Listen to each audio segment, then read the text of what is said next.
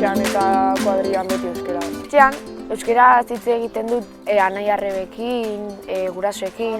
Dalako nire hizkuntza beti hitz egin detena eta gustatzen zaitena. Dalako nire ama hizkuntza. Euskera da nire hizkuntza egunerokoan erabiltzetena. Oarsoaldean, normaltasunez eta natural, lehenengo hitza beti euskaraz egiteko asmoa dugu.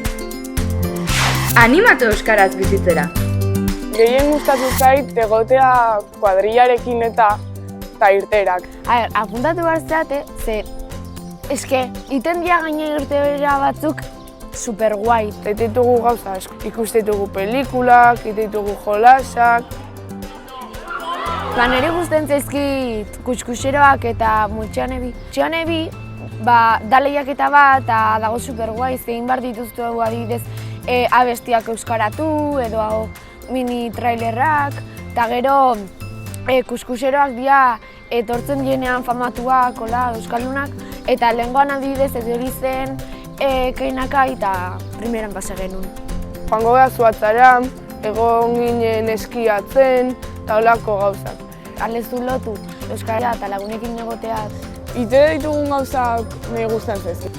Elkartzen gabeste kuadriatu egikoekin. Irituz zait gauza bat oso guaia. Dagoela super guai.